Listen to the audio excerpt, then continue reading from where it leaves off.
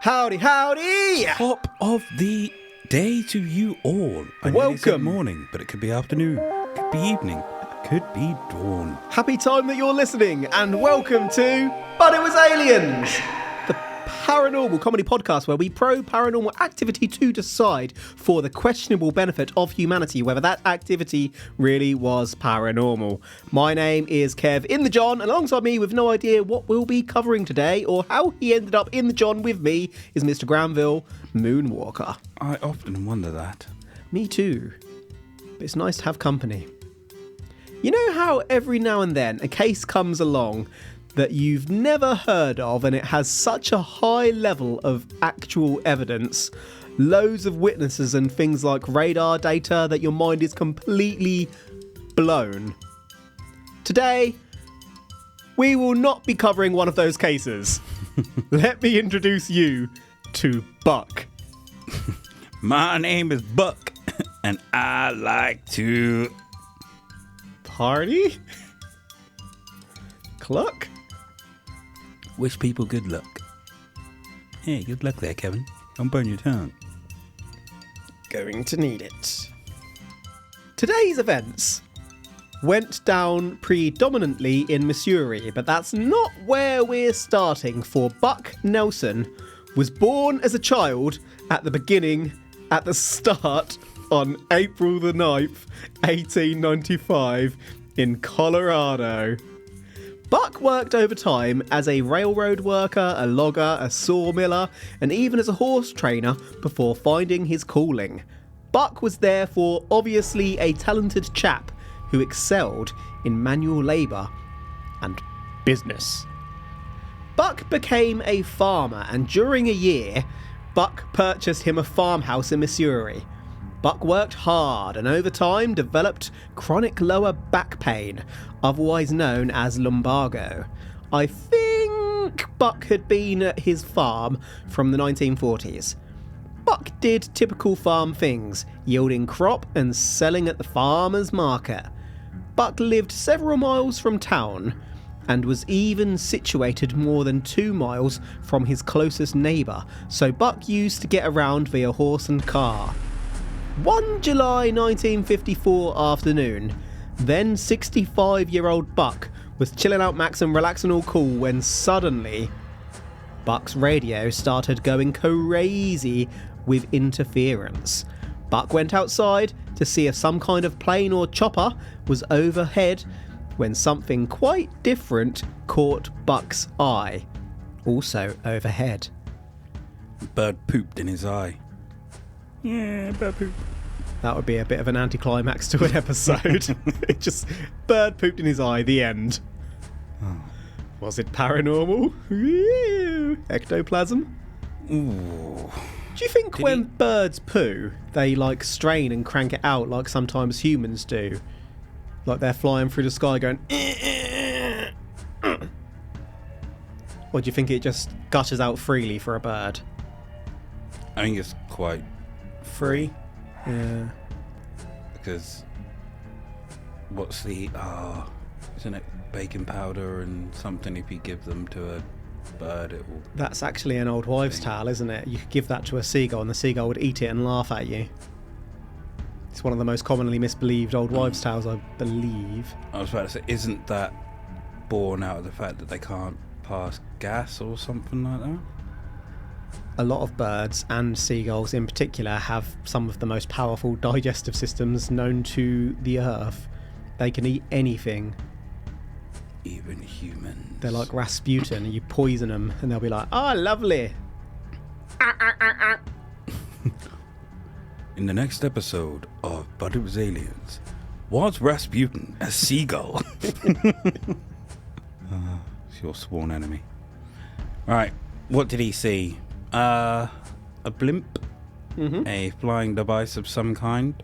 Blimps were around in this time period, yes. As were planes and choppers. Hot air balloon? Skyhook? Did he see about 5 UFOs? In the sky above Buck's farm, there were not 1, not 2, but 3 saucer-shaped flying discs mooching about in the sky. UFOs, Granville! UFOs! To be clear, we are talking stereotypical flying saucers. Many people in this situation would panic. Not Buck. Buck was smart, and you could say honourable and trustworthy too, because Buck knew that he needed to find some evidence of this evidence to bring it to the world. Buck knew that people would laugh and call him a liar without this, so Buck took photographs. Buck had a camera? Ooh. I do have a photo I'll show Mr. Moonwalker in a minute, but I'm going to move on real quick because it wasn't just photos. Buck was a friendly man, so he assumed that any potential visitors to this planet would also be friendly. What's the point in visiting otherwise, right? So Buck attempted to signal the UFOs with his flashlight, seeing if they'd come for a friendly chinwag. So, that's pretty dangerous. But also by saying that, you've indicated that it's nighttime. Therefore, the picture that we're going to see is going to be of extremely low quality. Extremely low. Not necessarily, because you can see... Not an old-timey camera. If it was later afternoon, then you... No, not camera, sorry. Flashlight. I'm not saying it was nighttime, it was in the afternoon. But if you've got a decent torch and you flash it, you can see those during the day. If it was really, really sunny, then fair enough, it'd be harder to see, but... Okay, fair enough. I'll let you off. Thank you. For now. I'm going to need that. If you got problems now, I'll be impressed if you haven't got up and walked out by the end of this episode. Not to let you know where it's going, because I've got some legitimate evidence, including a photo. If someone claims they're Jesus. It's not that level, unfortunately. I mean, Moses maybe, but you said it was a risky thing to do, and I agree. You have no idea on the communication system that these creatures use. Therefore, if you're flashing, you could be challenging them to a duel at dawn for all you know. I dare you to go outside and flash someone and see if you get into a duel. They'll probably run away screaming. Sorry, my next door neighbour Mark. One of the UFOs responded. A beam of light, allegedly both brighter and hotter than the sun, was shined directly at Buck. Somehow, not only did Buck not melt, but from this day forward, Buck's lumbago vanished. Buck's eyesight also improved. He no longer needed glasses. I guess the UFOs were friendly. Not too friendly though, because with that, the UFOs flew away. Buck was left on his farm with a clean bill of health, but no evidence other than of the time, aka grainy photo. We'll just check out that photo Buck took before we move on, Mr. Moonwalker.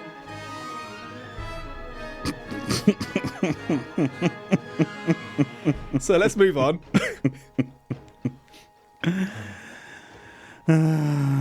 What are you sighing for?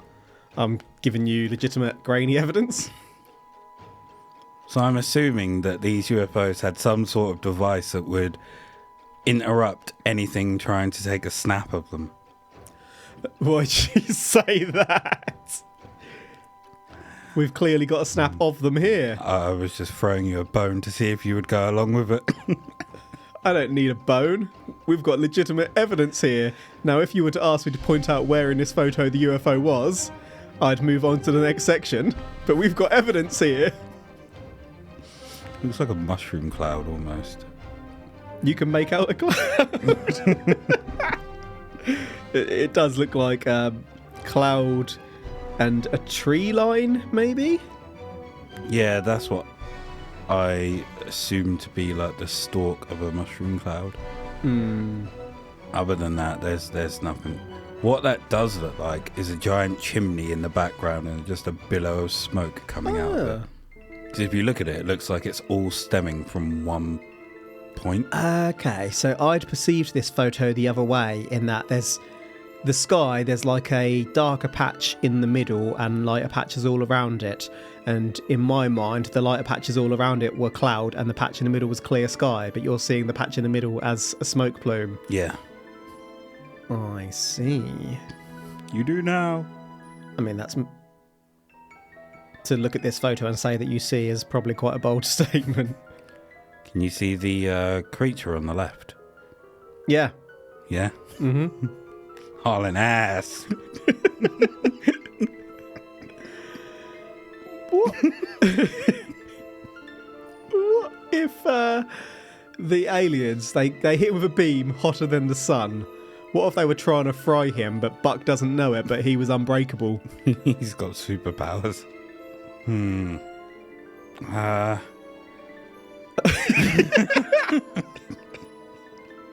Really clutching at straws with this one already. We're only one section in. I mean, I don't know. I love that you're trying to come at me with logic here. You're really trying.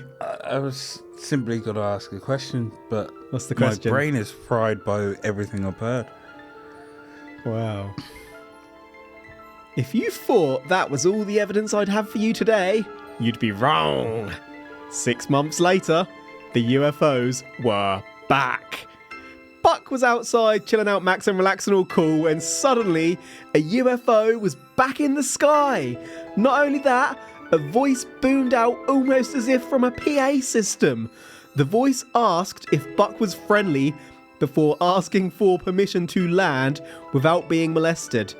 Buck granted permission, promising not to molest, and with that, the UFOs were off. Yep, they just wanted permission. They wouldn't actually be landing this day. Approximately 1 month later, Testing the waters. at about 9 in the evening, yes indeed, just after dusk in fact, the UFOs came back, and not only were they back, this time they landed. See, they flew away, thought about it, and then came back. Free. I'm not really sure what to call them here, so we'll just go with visitors for now. 3 visitors approached Buck. The visitors even had a dog, a giant 400-pound dog. I call them visitors because they basically looked like spacemen, very human-like. The spacemen exited their craft and approached Buck butt naked with their uniforms on their shoulder. They'd later tell Buck that they approached naked so that he could see that they were human in every way and so wouldn't alarm him. Yes, the visitors spoke to Buck. It was time for that chinwag.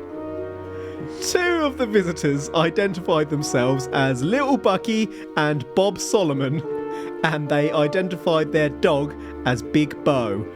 Bob was 200 years old. Bucky, it turns out, was 19 and was from Colorado too, but had moved to Venus as a 4-year-old, with his parents having chosen to stay on Earth. Would you believe it? Little Bucky was also a distant cousin of Buck's. Small solar system. The 3rd spaceman was an old chap and didn't identify themselves, but shared that they were a trainee pilot and were there to learn how to fly the saucer. Big Bo stood up on his hind legs and shook Buck's hand like a human. What has Buck been taking? Seriously. This is a hard-working 65-year-old man. Someone been creeping like hallucinogens into his water? Has he been living off the land? If you were taking hallucinogens, like on and off for, say, 5 years, do you think you'd see the same people in every vision? Or do you think it'd be different and random each time? Well, it has been different and random each time. Well, he's seen a craft, and now he's seeing people from the same craft. If he saw a craft and it played on his mind and then he took hallucinogens again, wouldn't that then manifest? But then what if he'd watched Teletubbies on TV that day, for example? Would he then see Teletubbies for real? Well, that's what I'm asking you. What are you asking me like I've taken hallucinogens? Theoretically. What do you think? I don't know. At the end of this episode, I'm going to whip out some pills. Be like, it's time for you to meet little Bucky. Like that birthday episode that's coming up. You can take the red pill or the blue pill. The choice that I never had. But it's an interesting concept because I don't know, I could be way off here, but I'd expect the experiences to be different every time depending on whatever your experiences have been at that moment you're doing the stuff. How do we know this isn't like he's decided I'm only going to tell the ones that are the same or similar? And he has what if he has loads of others? Yeah, loads of others, okay. and we're not hearing about them whatsoever. What if he spoke to his horse and sat there and had a chinwag with his horse? Or what if when your experiences are the same, it's because you're actually going through a gateway to another realm, another dimension? We could play what if all day long. But what if... I'm just going to leave you thinking about that as I move on. What if, Granville? What if? What if Bob Solomon? What if? A few months later, on April the 24th, 1955... After many what ifs. During what was actually the fifth encounter, because I've skipped one where F all happened... The visitors turned up again with a message regarding the 12 laws of God. These laws, it turned out, were rather similar to the 10 commandments. It wasn't just the word of a higher power, though. What if? Buck was asked to slip on a clean pair of overalls because we know aliens love overalls, and with that, they were off to Mars for breakfast. When I say they, I'm talking the three spacemen, Big Bo, Buck, and Buck's dog Ted too. Buck and Ted's Excellent Adventure. On Mars, the buildings were mainly made of moon rocks, but Buck was barely there any time at all as they headed off straight after brekkie and a nap. From there, Buck would visit the moon. On the moon, all the houses were clustered. And were made of Mars rocks. All the houses were clustered within and around giant hangars that contained spacecrafts. Spacecrafts, I'll have you know. What if? We've seen pictures of caves on the moon taken from the Earth. Hangars, dear probers. Hangars. Buck was told that the moon is only used to travel between planets, and actually, all of the planets are in contact other than Earth. With that, the group were off to Venus. Venus was full of hover cars. There were no roads, and why would there be if cars could hover? There was no police at all, no jail, and people only worked about an hour a day. Venus was basically idyllic. On Venus, Buck was shown what he described as the book machine. Now remember, this was 1955.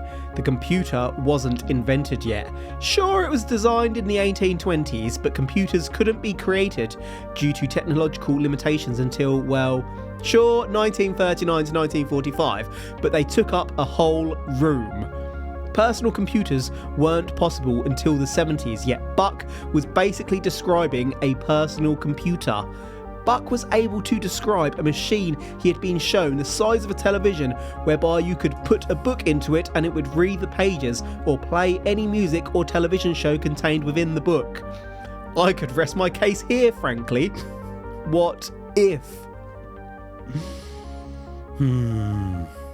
Does he happen to Venus to visit anywhere other than Venus, Mars, or the moon? I don't believe so. It's the common trilogy, isn't it? Amongst abductees. I could tell you a little bit more about this, but I believe I'm going to mention this in the literal next section. Like, it's always Venus, Mars, Moon. Why has no one been to Saturn? Why has no one been to Uranus? Yeah, I guess in this time there was quite a lot of what if there is life on Venus and Mars in the news. That was kind of the buzz. But in 1958, 3 years after this case started coming out, Venus was suspected to have hot radiation on it, and that was confirmed in a flyby in 1963. So we didn't know that it was a hellscape quite then. Did they go back and go to all those people that said they visited Venus? Bullshit! Bullshit! Well, I suppose Venus is still a rocky planet. So who's to say there isn't some sort of chemistry we can't comprehend? There's mole people on Venus. We covered a case a couple of years ago, didn't we, with sky jellyfish that are suspected who live in those sorts of can live in those sorts of conditions. But these were humans. Yeah. What the buck? You know the saying, buck wild? I feel like... This is where it came from. Gonna get buck wild. On that note, during his adventures, Buck discovered that there had been past civilizations of humankind on Earth, but we had always destroyed ourselves via a power greater than the splitting of the atom. Buck was told that humans need to cut their shit regarding the development of weapons, but obviously Buck wasn't in a position to achieve that. Buck was returned home to share his story. Come 1956, Buck would publish his booklet entitled My Trip to Mars, the Moon and Venus. And this resulted in Buck becoming a bit of a local celebrity. Buck started organising an annual spacecraft convention from June the 28th to 29th, 1958. And you know what they say, build it and they will come. Buck built it and people came. Local hotels actually sold out, but Buck was happy to let folks camp on his farm, giving free water and firewood. What a guy. For the first convention, Buck had expected 10,000 people, though the actual attendance was likely within the 300s. The star speaker at the first convention was Major Wayne S. Aho, a former Army intelligence officer who disclosed that the US is aware that they are being watched by advanced planets. Interestingly, 3 unrelated sets of attendees did see an orange-coloured UFO at the first convention too. That sighting hit national media and may have resulted in the future convention's popularity. Is this the birth of UFO conventions? Well, I don't know about birth, but again, we're going to touch on that. At these conventions, Buck would sell small envelopes containing black hair taken from Bo the giant space dog. As far as I could find, these conventions went on into the late 60s to early 70s. At their peak, a few thousand people were in attendance. After that, Buck faded from the limelight. Mars, the Moon, and Venus. The extraterrestrial trilogy. It's like the Holy Trinity, except in extraterrestrial terms. Our closest neighbours, of course, they're going to be the first place we visit. Did anyone test the hair? They may have. They may have. Allegedly. Or they didn't. It may have been done. Do we have the results of the test? I may be somewhat aware. Is it horsehair? Not exactly. Donkey? I mean, if you were to ask me if it was extraterrestrial horsehair, I wouldn't be able to answer. It could be. Was it from an animal? Not exactly. Were they his pubes? I don't think so. So I don't think Buck was that kind of guy. Right. He could have made money like charging people for all this stuff. He just wanted to get people together and have a chinwag. Did he not sell envelopes containing black hair? Wow. Maybe he thought that would be more of a money spinner than selling necessities such as water to campus. That's a better idea, right? It's like, I'll let them stay for free and then I'll sell them hair. It will put me millions in debt covering their expenses, but I can sell them all envelopes of hair. I'll make billions. You got to think, he owned a farm. So what if he used rainwater and had a filtration system somewhere on the farm? Therefore, water wasn't that hard to come by. What if he was just lonely? Wood. He's probably got loads of trees around that can be cut down for firewood. Absolutely fine. And there's not too many people staying on the farm. Few thousand at its peak. Yeah, but at its peak, it was probably charging. The first lot was probably like 25 people staying on the farm. Get them in small groups. A little bit of water, a little bit of firewood. Sell small envelopes containing black hair. Might have sold them for... You never know how much he sold them for. What if he sold them for like $50? And to be fair, if he had an abundance of wood... An abundance of black hair from cheaper somewhere. To give it to people than it is to get rid of it himself. I did also think in my research that civilizations of humans have come and gone. The Earth is believed to be about 4.5 billion years old at the moment. The oldest fossil we've found is about 3.4 billion years old. Doesn't leave a lot of time for humans to wipe each other out several times. But there is time. What if? In 1956, the United States government interviewed Buck. Buck shared that he was taken to an underground facility at Capitol Hill, which is of course where the US Senate and White House can be found in Washington, D.C. So we are talking serious shit. Buck said that the government were actually quite nice and fed him, but they were disappointed as Buck couldn't tell them anything they didn't already know. It is alleged that Buck taught the US government how to perform heart surgery, though science suggests that this was first performed after 20 years of animal testing in 1953, which was before Buck's experiences. Buck would go on to live until 1982. Allegedly spending his last days with family in California after his Missouri house was burned down in an alleged act of arson. Throughout Buck's adventures, other than the UFO photo and dog hair, Buck wasn't able to give any evidence as to his experiences. Buck didn't so much as bring back a moon rock. However, Buck did plant a little American flag on every planet he visited, even the smouldering hot Venus, so maybe one day we'll find them. The flags have a label on them saying, "Flag of the USA from planet Earth, given to Venus, likewise for Mars and the Moon, by Buck Nelson." Buck sold his book for about $1, no pun intended, so it wasn't like this made Buck hugely rich, though the space convention could have been a nice little bonus and brought a community together. Buck was also asked to visit towns and cities and give talks on his experiences, not unlike George Adamski.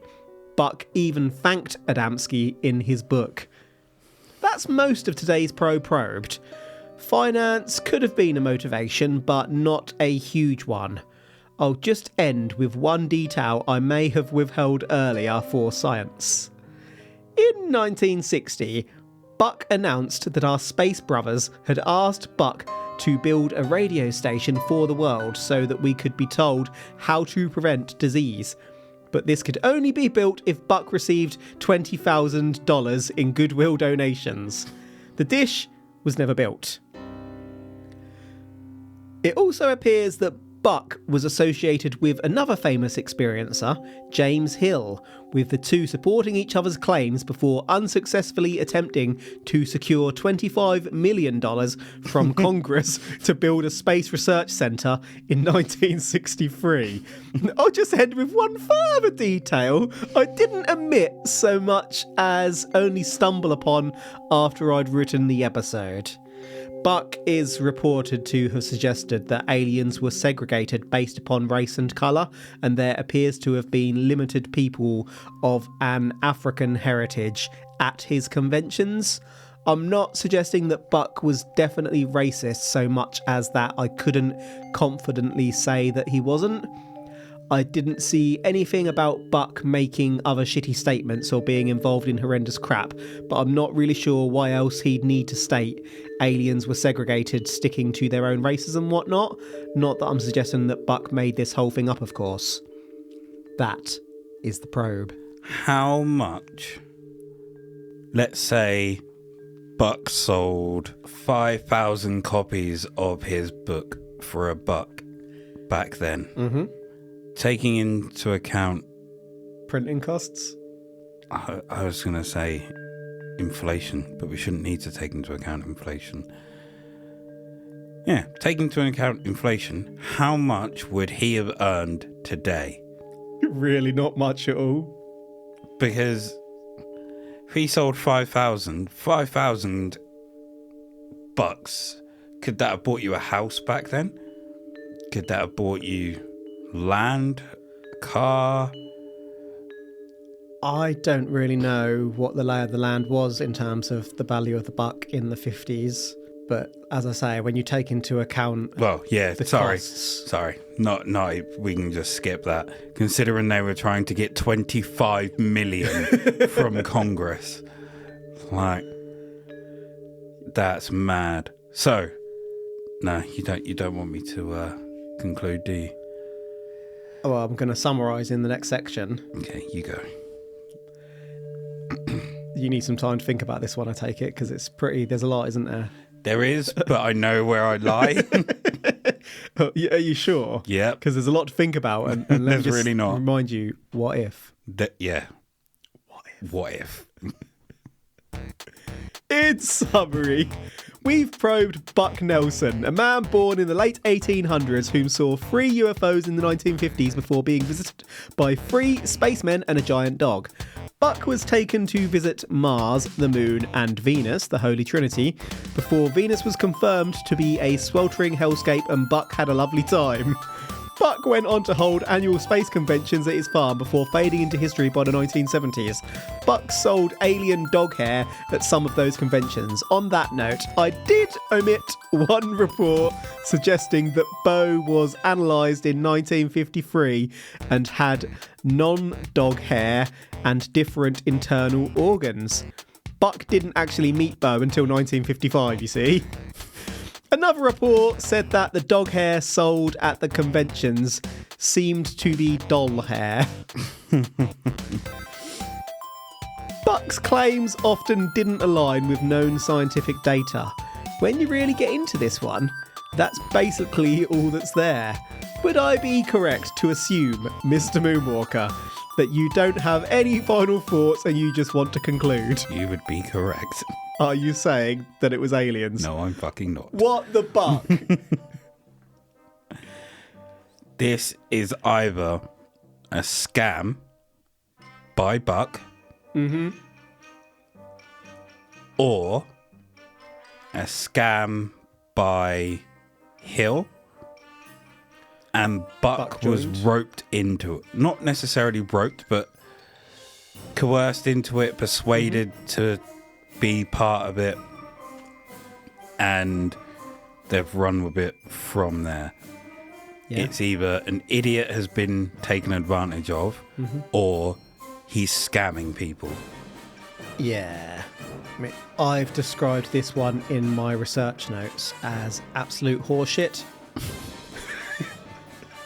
Throughout most of it, I thought Buck was a good-natured dude bringing folks together and having a laugh. He didn't really seem to profit a huge amount and was just a bit eccentric, but by the end I soured on Buck and started questioning what was really going on here, though to be clear, I didn't read Buck's book, so I may not understand quite the full story. I read a lot of summaries and flicked through a lot of details. Suffice to say that I'm not saying that it was aliens. Buck was part of that famous Experiencer convention circuit, and I think we found issues with every single person we've looked at in that crowd. Yep. But with the racial segregation thing, I struggle to think of any good motive why you would suggest aliens are segregating and sticking to their own species, so to speak, as a positive and talking about them as sort of superior beings. So yeah, like I say, I found that detail after I'd pretty much finished this one up, and yeah. What the buck, son? Absolute freaking crazy gentleman as well. Mm-hmm. Right, any final thoughts from yourself? None. I Fucking none. guess it's time to buck off then. Thank you for listening to But It Was Aliens. If you want to support the show and hear a little bit more, well, gee golly, that'd be very kind of you there. You can support us by heading on over to patreon.com/But It Was Aliens, where each month we release bonus episodes we call side probes into paranormal mysteries, conspiracies, cryptids and crimes. You can gain access to these episodes for quite literally less than a cup of coffee, and I do recommend listening to the show after 16 coffees. You can share episode suggestions with us on the Twitter, and on the threads, and pretty much everywhere else on social media at But It Was Aliens. You could also say hello on Facebook, where connected to But It Was Aliens is a secretly public private group called Extraterrestrial Towers. Being a member of Extraterrestrial Towers grants you protection from the aliens when they invade. We do also have a giant dog here. He's about 38 kilograms and we can't protect you from him. We don't segregate by species here. He will sit on your head and drop an air biscuit. That is it for this episode, so until next time. If you die in space, do you still go to heaven? Or are you out of bounds? The truth is up there. #ProBa. Wow.